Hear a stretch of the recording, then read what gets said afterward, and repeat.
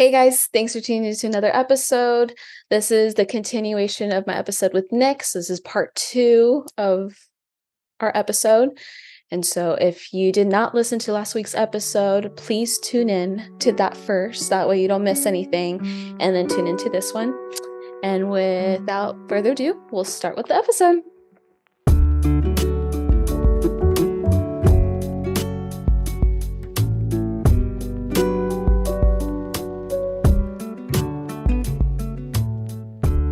Yeah, I kind of struggled with that a little bit before reviving the podcast, and I think that was part of the reason why I was postponing it so much.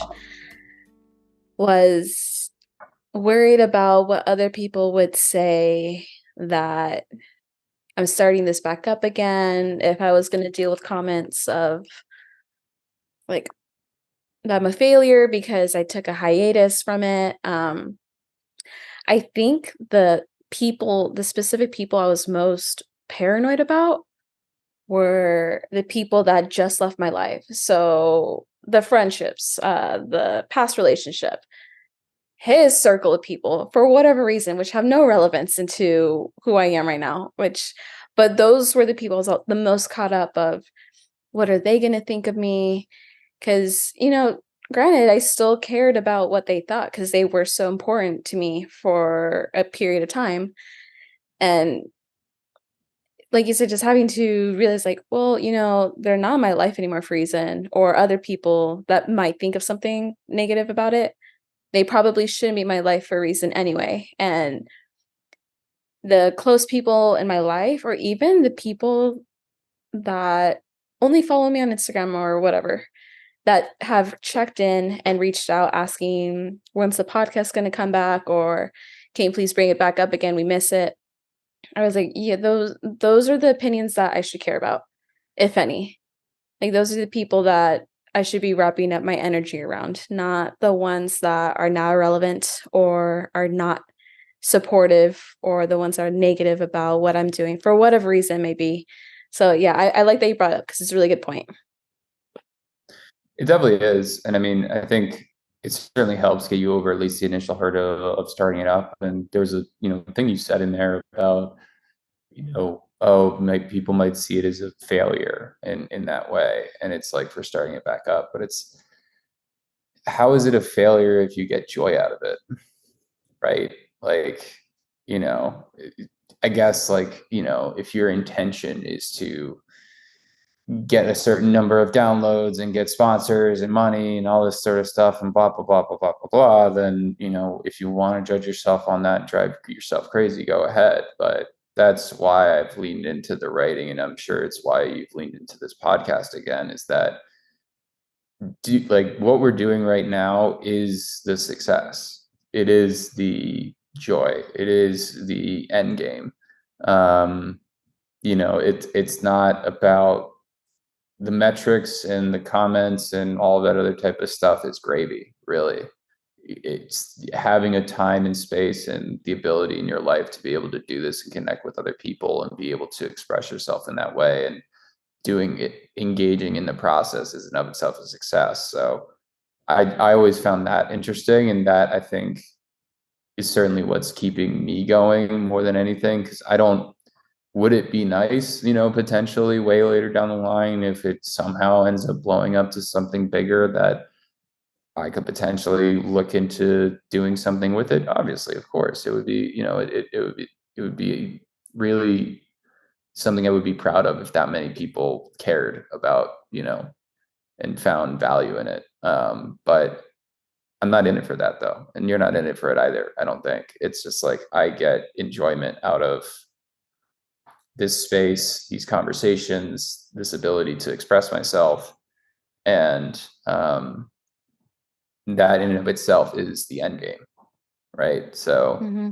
that was just the little comment in there that I picked at. And it certainly, I think, is what keeps me going. And I also think it also brings out the best in you, and also makes it the most relatable too, when you're intrinsically motivated to do it, regardless of whatever else is going on in the external metrics or caring about any of those sorts of things. I mean, I I can't point to studies. I don't have studies off the top of my head, but I remember I was listening to an interview on the Rich Roll podcast really recently. I forget the name of the guest, but he wrote the Book of Awesome as well. And he points to the fact that in a lot of psychological studies, whether it's, tutoring people or whatever, like they put into the context of tutoring. And when a tutor has an extrinsic reward at the end of it versus when a tutor is not presented with an extrinsic reward, right? You either get paid to tutor or, hey, you just have to tutor this kid. So, whatever. The people who are intrinsically motivated to do it actually end up producing the better result than the people that are extrinsically motivated to do it as well. So going back to my main point with the failure and success thing, finding the things in your own life where engaging in the process of it is the success is really your compass and orientation that you should try and lean into more. It's not going to be perfect. It's never going to be perfect. And it's always going to change. And you have to welcome the change, obviously. But taking this time to be introspective, to understand yourself and put more detail on that map will only yield more benefits in being able to lean into the truest version of yourself and find success in things that bring you joy. No, that was beautifully said. Some of the things that I've tangibly been more intentional about with reviving the podcast was, making its own Instagram page and rebranding the whole thing. And part of some of the hesitations I had with creating a new Instagram page was like, okay, well, I'm starting from followers from 0. So you're really getting a number of who's actually following you compared to like my personal page, which is more obviously because I've had it for so long. And so there's part of the hesitation and the thing like, oh God, what if it only has like 20 or 30 followers? Like, quote unquote, that's lame, whatever. And then the whole thing of like, oh, what if I want to invite guests that are more professionals and they see that as a smaller following and they don't want to be on it because it doesn't look credible or look stupid, whatever. Part of my processing with that was, you know what? Like, screw it. I'm going to make its own page. One, that it gives me the platform to just put my heart into it. Whoever wants to follow it, want to follow it. And I don't have to worry about the fluff, all the fat of people that are just like watching my stuff just because it's on their feed. Like the people intentionally that are supporting it or get benefit out of it are the ones that are, following it. And same thing for wanting to invite guests. One of the upcoming guests that I have, I met him at a work conference and he's a pianist. He's toured with David Bowie. And I was really scared to come up to him and ask like, hey, would you like to be on my podcast? But the whole thing of the conference was about how music helps with mental health. So I was like, well, I need to Yeah. ask, so I have to do my I'm due very diligence. much looking forward to that when you record it. So sorry to Oh no, interrupt. you're good. So I went up to him and, started asking, saying like, hey, I have a podcast that I this and that. And he cut me off. He was like, oh, you want me to be on it? And I'm like, well, if you would, oh, but he was like, no, yeah, I have a lot to say. He's like, here, email me. So we have an episode scheduled, hopefully with scheduling that Yeah. it lines up. But I was the people that are meant to be on it will be on it. And if I'm stopping myself because I'm scared of rejection, it's like the whole thing, like you never know if you try. Like it's already a no, you have nothing to lose. And so it's the part of my mentality with starting the podcast again. I'm like, I'm already not doing it. At that point, yeah, it was a failure because I gave up on it. And so I like what you said, like us enjoying it and us like being authentically ourselves, that is the success. And it's great to like you enjoy your writing and I'm enjoying doing this. And I like that you brought up point. Like that's the point that matters. None of this other fluff, the other external opinions get to put in because like that stuff doesn't matter. It definitely doesn't. And I mean, it's funny. I was like writing stuff down just so I didn't lose, certain points I wanted to touch on as you're going through that. I think as far as it comes to starting your own Instagram page, one, I love the fact you're doing that. There's a phrase I think I take from investing that I think about is like the best day to start investing is yesterday, and the second best day is to start today. And I think when you're thinking about the sort of thing where, oh, I don't know if this person's going to want to come on because it has such a low following or everything else, where it's like, you're not going to jump from 0 to 1,000, tomorrow or whatever. It's a lot of time in compounding, and a lot of time you're just screaming into the ether or putting stuff out into the ether. I've learned that, I've like barely looked into some videos and other things on content creation and all that other type of stuff. And every single person who's quote unquote made it and quote unquote has a following, they all say the same thing. It's like, yeah, the first 2 years, the first 3 years, the first 4 years, the first 5 years, like it was nothing. And then all of a sudden it's just exponential growth from there. So you can't have one before the other.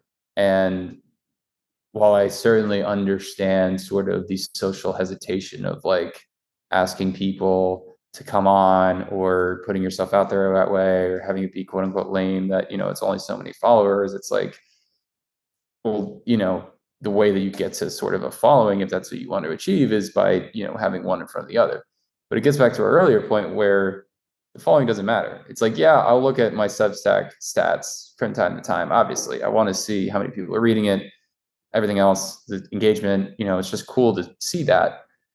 But I don't judge the success of my writing on that either, though. I judge the success of my writing on over the course of this month with the topic that I selected, is this the best possible place that I could get it? And am I still enjoying the process of writing and doing it? And if I can say yes to both of those, my writing's a success. And that's it. And then I don't worry about any of those other types of things and all that type of stuff. And that's what I think about with the sustainable practice of it. And that's why I held myself to only once a month. Like, could I probably do bi-weekly? Probably. And like stress myself out over it and really try and like do everything I can to make it happen or everything else. There's a James Clear quote that I think about a lot. He's also another, author aspiree of mine or person that I really look up to as well, where you can't improve a habit until it's established either. Mm.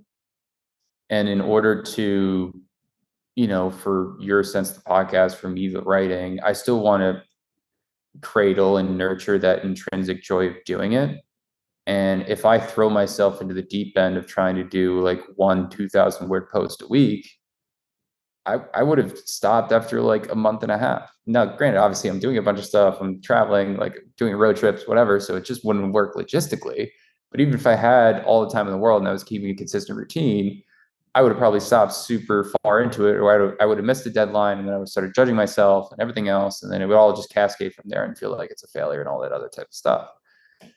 So I think that's the framework I'm taking with this writing, is that could I probably force myself to find the time to do, I don't even think I could do weekly right now, but if I could do bi-weekly, like probably, but I'm keeping myself accountable to only a month. So it establishes the habit and the practice of it. I still nurture the intrinsic joy of it.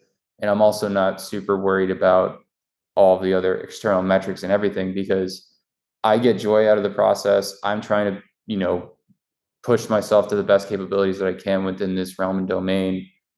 And I want to establish this habit of doing it and continuously flex this muscle, because a lot of people have, naturally inclined me to say that my writing's good and I get enjoyment out of it. With all those three different success factors or metrics for me, that's what it is. And if I can meet those three things, none of the metrics, none of the stats, none of that sort of stuff matters, because the probability in the long haul that something might happen is high if I want it to happen that way. But that's not the goal. The goal is to love writing, to put out pieces that I'm proud of, to establish a habit of doing it. And if people enjoy it as well on top of it, that's gravy. That's extra. If it gets a following, that's even more gravy. If it somehow turns into something I could potentially make money off of, that's a cherry on a cherry on a cherry on a cherry on top. Right. So I think entering it with that framework, and I wasn't ready to enter it with that framework until this year, really, but entering it with that framework has certainly helped quell a lot of the judgmental noise surrounding it, because the way I frame it is like, I would be doing this anyway with therapists and friends and on my own introspectively, even if it gets 0 followers. So if it has any followers, if one person clicks on it or 10 people click on it, that's enough, or that it's not even that's enough. It's like, that's great, but it doesn't matter because I'm going to do it anyway. That's yeah, okay. I really love the way that you're helping reframe that. And the what you just said right now, I think is really strong. Because it's so true.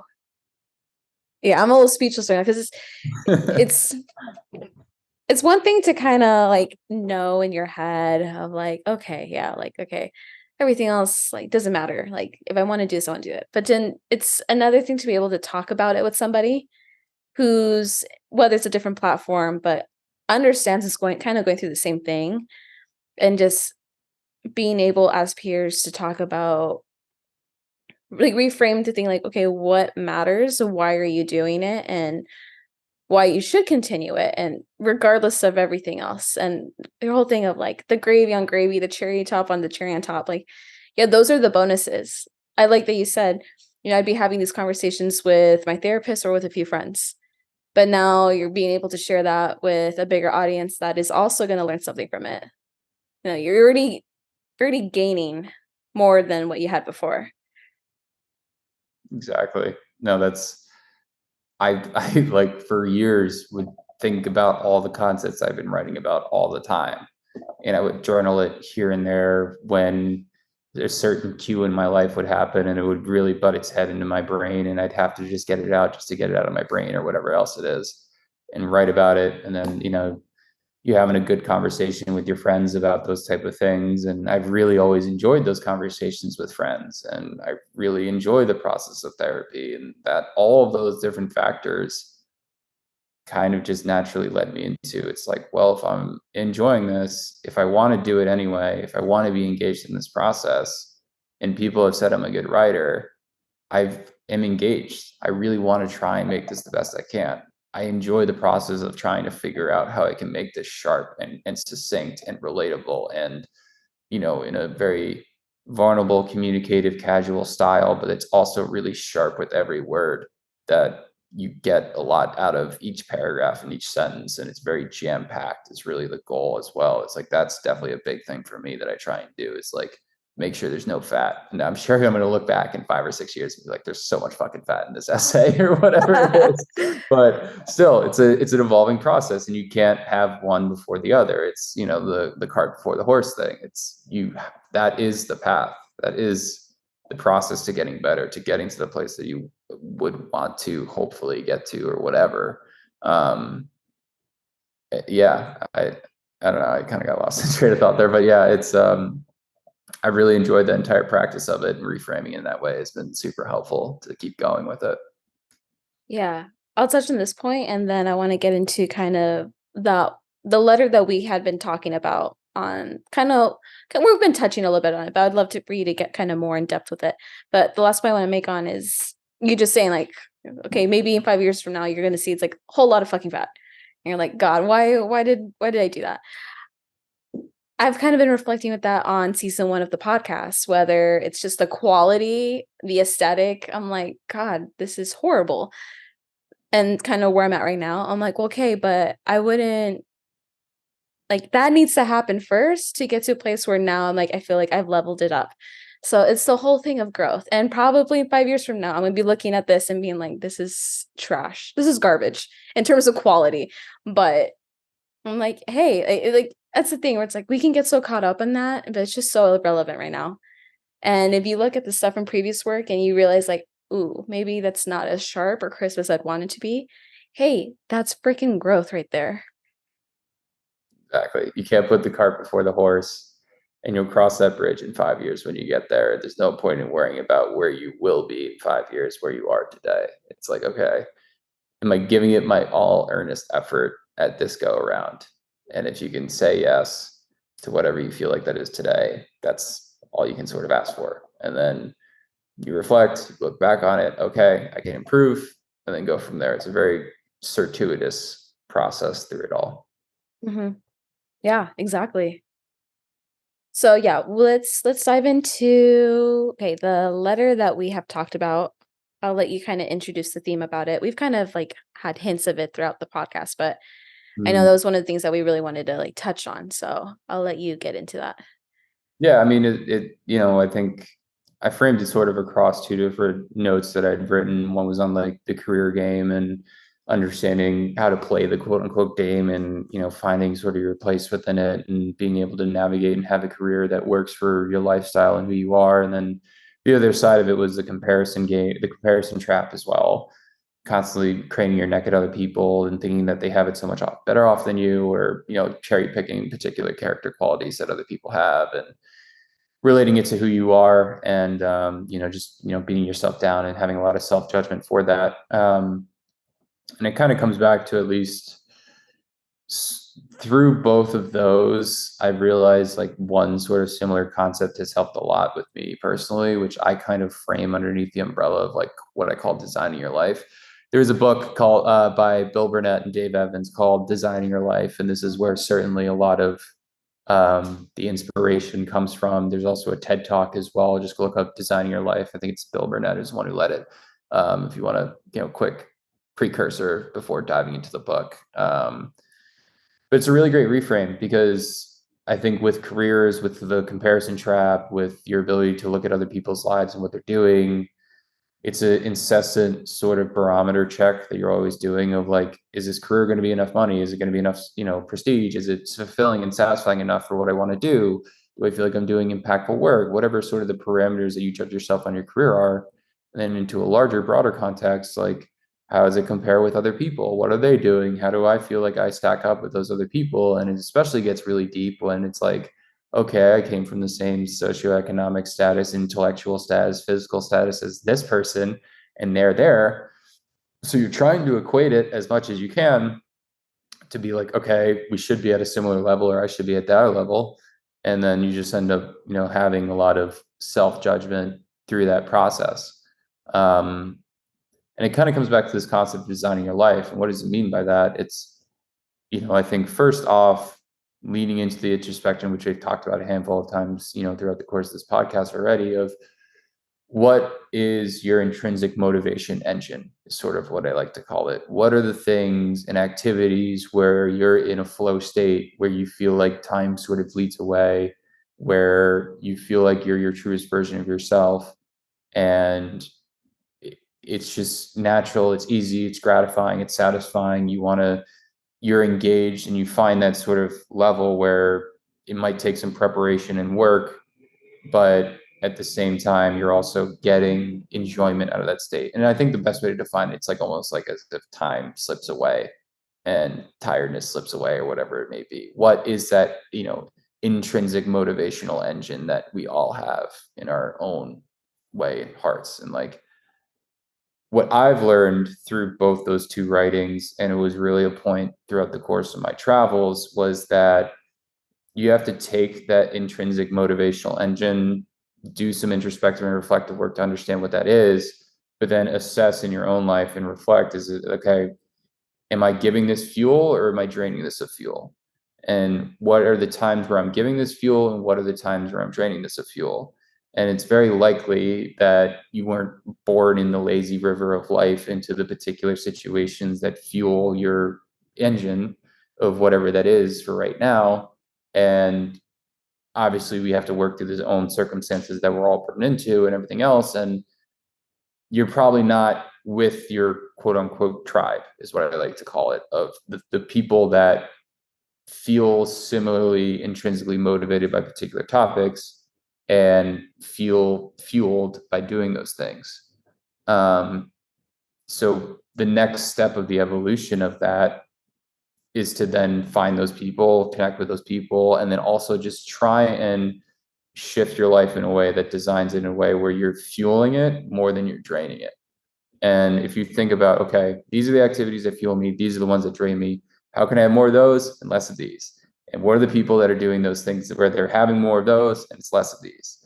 And throughout that entire process, if you orient your life in a little bit of that way, for that change orientation, is I think the best way to put it, like, more of that, less of this, you then start stacking up small wins. And not only do you does the comparison melt away, but a lot of other, you become more confident in yourself and more assured, and you're more fulfilled. You're fueling your intrinsic motivation engine. So then the other engines around you, it might be making more noise, it might be more pretty, or doing everything else, or blah blah blah, this and that. It doesn't matter as much because you're fulfilled, you're fueled by what you're doing on a day in and day out basis. I took it to careers in the sense, in the post that I wrote, where I'm trying to work towards a place where my job day in and day out, that sustains me and everything else, I get gratification out of the process of what I'm doing, and it feels like I am in a position to showcase my natural and nurtured skill sets that I have. And if I'm able to continuously work towards that, then I'm quote unquote retired. There's a quote I always share with a lot of people where it's Naval Ravikant says it. It's we think about retirement as like a day 30 years in the future where you're having mai tais on a beach and everything else and all that jazz. But in reality, retirement, all it is when you stop sacrificing some imaginary tomorrow for today. When today in and of itself is complete, you are retired. And so all of this all loops into this intrinsic motivational engine concept and idea, where if you're fueling those things more and taking the things that drain you and getting rid of them and doing those things less, you're moving towards that idea of quote unquote retirement, self-satisfaction, not comparing yourself to other people. And by leaning into that and doubling down on that, which I've tried to do as much as I can over the past 5 months and really a longer arc of a year, 2 years, 3 years, it all then melts away. Because trust me, if there's anybody that's dealt with a comparison problem, if there's anybody that's dealt with self-doubt and everything else, I am definitely front and center in that audience, and certainly very pertinent in that sense. And reframing it, I think, in that way, and understanding sort of a more practical way to go about it, and asking just a couple of questions about yourself, and then being able to have a little bit more of a strategy and plan surrounding it, it's definitely helped work wonders for me. So I know that was kind of long, but yeah. No, that was great. If you can or if you're willing, do you have a particular example where you were able to implement that for yourself that you could share? Yeah, I mean, I think I've the particular examples, at least for me, running, writing, skiing, hiking, being in nature in some way, long introspective conversations, creative thought generation, um, being able to succinctly capture emotional sentiments, having a wanderlust, having travel, forming deep bonds with friends.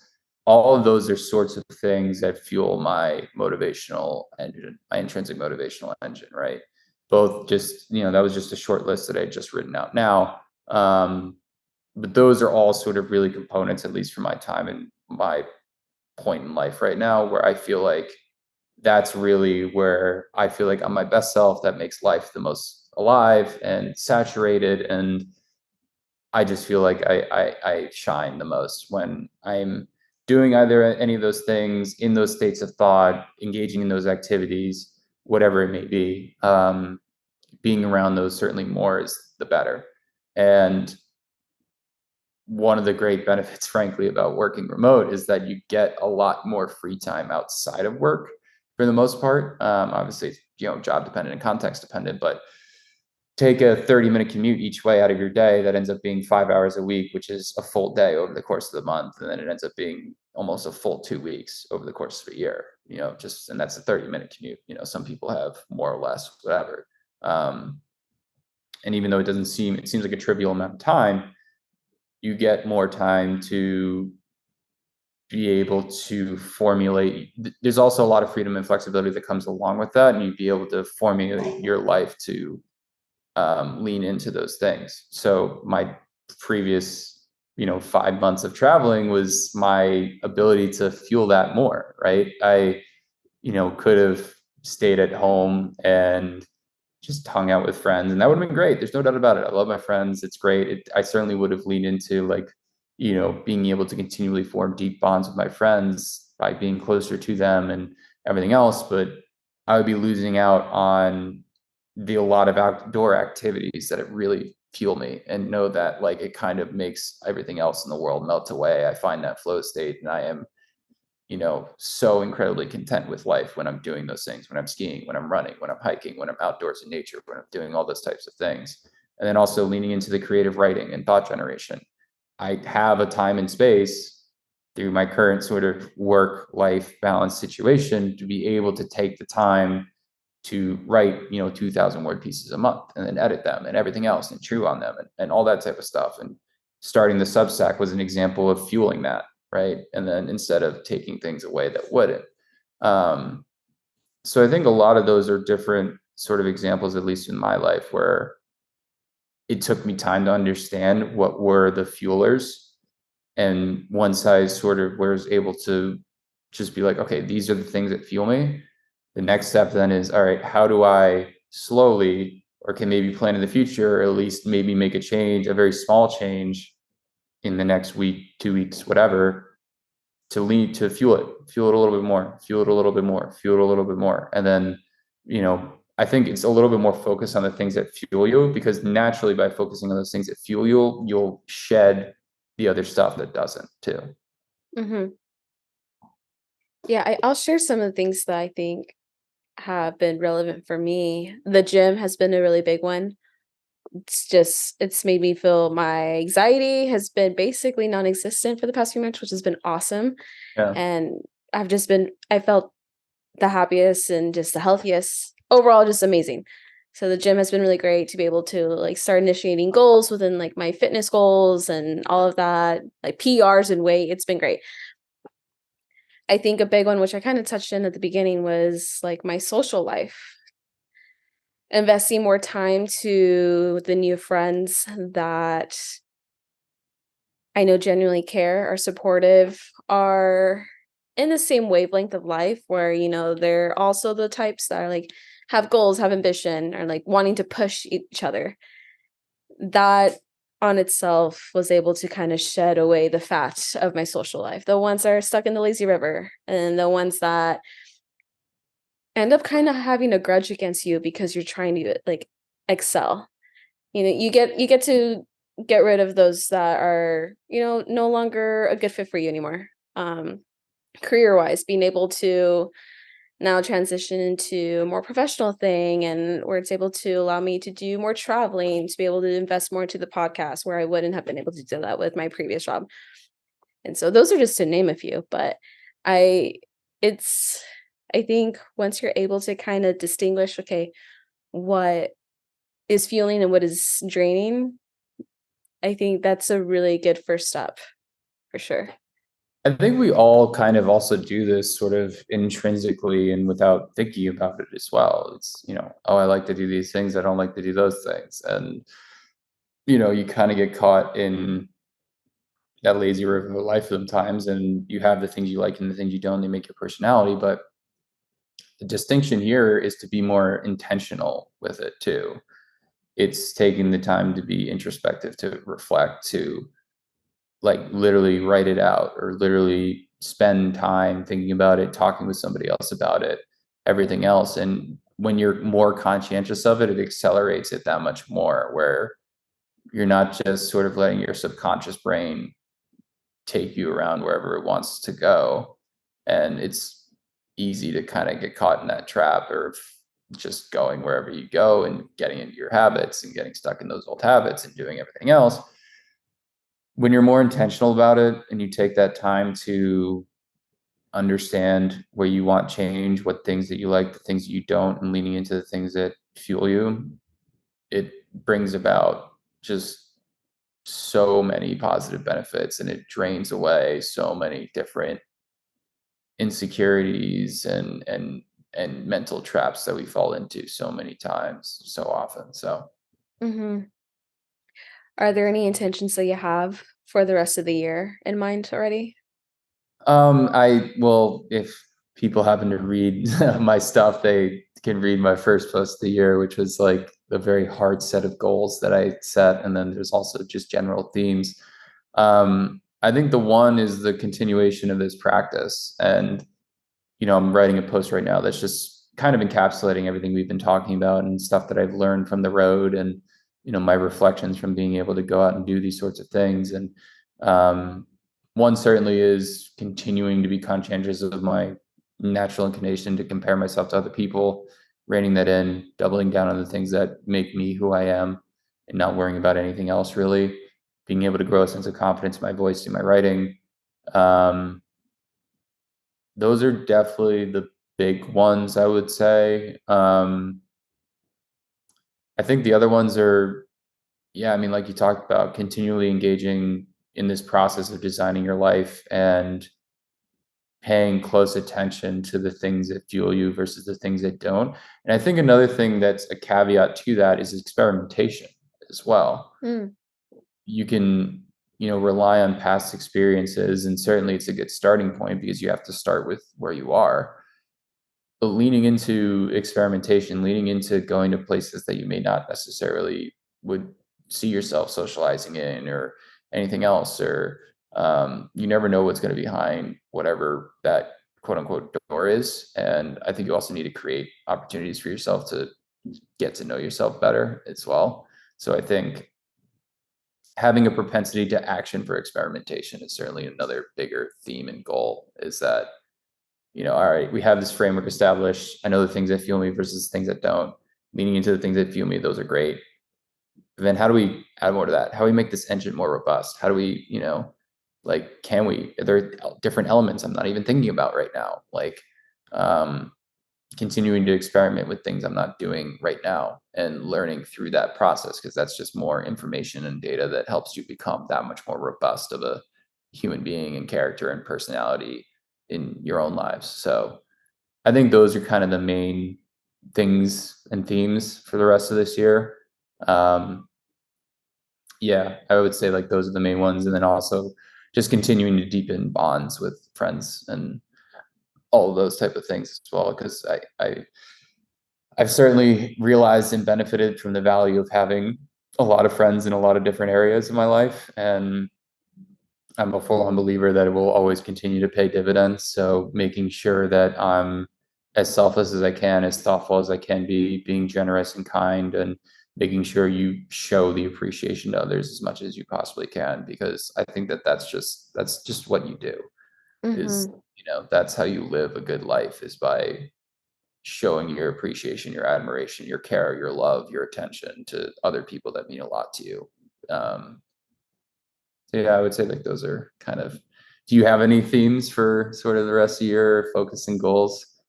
Yeah, before I get into that, I liked your point on the experimentation, and I wanted to add to it that saying, when you're able to experiment, things that you can add into your list, giving yourself grace if those things don't work. Because, like, if you look at scientists in, like, an experiment, it might fail and it might not, but the ones that fail, like, that gives you more clarity to what the answer is. And so I think just giving yourself that grace of, like, you tried something new and you realize, like, "Oh, I don't like that." It's okay. You're learning. It's And totally fine. a quick caveat for that. I Success is creating the opportunity. It's not the outcome. Mm, And that's something I've really tried to lean into in a lot of different ways, where if I'm just creating the opportunity to find out something new about myself, to try this workout class and see if I like it, to try and meet this friend, to make a connection in professional or business terms, to reach out to somebody who might be willing to come on the podcast. The act of reaching out, the act of engaging in something is the success. The act of experimentation is the success. And if you reframe it that way, instead of getting caught up in the results of everything, you can realize you're stacking a lot of bricks up that will lead to a lot better things later on down the line. So thank you for that. Yeah, that's a really good thing. I'm definitely gonna be thinking about that as I try to experiment or try to reframe things. Um, so I think some of the things my intentions for the year was just making most out of opportunities that I can. A big thing when I started my new job was I'm not a retail anymore, so I don't work weekends, which is great. And so that's been able to give me the time to be able to reconnect with friends or be able to explore and go out and just whether it's hiking, camping, things I wasn't able to do before. So just the intention was, okay, the things that fuel me, making more of an intention to make the most out of the chances that I can do that. Because all last year, especially with the people that were in my life, I was prevented from really embracing that side. So a big intention for the year was just to make the most out of it. Another intention for me is the habits part. So what are things that I wanna that fuel me? So like the gym, the podcast, reading, being intentional of making sure, like whether my weekly goals or daily goals, whatever it is, that okay, I tried my best, but also giving me some slack of like, hey, like if there's a week where I'm recording a lot of podcasts or working a lot more, or I'm catching dinner with a friend I haven't seen in a while, those are allowed. It's okay if you don't meet your goals all the time, but just having the intention of meeting the goals, I think for me was a big part of my intention list. And then I guess another intention is just really embracing who I am and whatever that may look like. If people have left because of that or people have entered, not getting swayed either way, and just really just trying to be like, okay, who am I am at the core, and just going with the train, just going like head first with that. Yeah, I love all those. I really do. I mean, um, it's very similar. I mean, fueling your intrinsic motivation, being able to establish habits and frameworks of specific directions and goals you want to work towards, but then also leading with grace, leading with self-forgiveness. That certainly is a major theme of me that I wrote about at the start of the year for my habits, which was, we certainly can be our own self-worst critics a lot of the time. And it's the other side of ambition, right? Is you set an ambitious goal, and if you fall short of it, we think in all or nothings as if it's a complete failure, but it's not. There's always tomorrow. There's always another day to be able to make quote unquote make up for it, or be able to get yourself back on track. Um, so it's a lot of different, and I think it's a reason why so many people also related to your podcast and also have related to my ratings is that these are all incredibly common trials and tribulations of people at our age right now, and Mhm. our ability to just share it and be open about it, I think is certainly very relatable. And it's almost like as if you're, I don't want to say speaking for other people, but able to share those same fears, those same insecurities, those same, trials and tribulations and um, beliefs, whether they're grounded or not grounded in who you are and how you fit into this world and all those different sorts of stuff. So I think a lot of people are on that path. I know I certainly am too. And I'm certainly rooting for you to be able to meet all of those intentions for the year. Thank you, and I'm rooting for you too. Thank you very much. I appreciate it. Is there anything else you want to share with the pod? Um, Not personally, at least, but I think it's just so great that you're starting it up again. It's always a joy to chat and connect, and I'm always willing to hop on whatever. Just give me a date and time. If we can make the schedules work, I'm always willing to come on. So, thank you for letting me be a recurring guest, for allowing me on, and it's truly a pleasure and an honor to be able to converse with you and be able to share a little bit of my wisdom and story that I have to your viewers as well. So thank you. No, thank you. Yeah, because when we did the first episode, we had just been introduced, and so Right. it's been really awesome to see your growth from the past 2 years, and already from whether it's social media or posts or just the times we have chatted on the phone, I can tell the difference of, like you mentioned at the beginning, like coming out of your shell.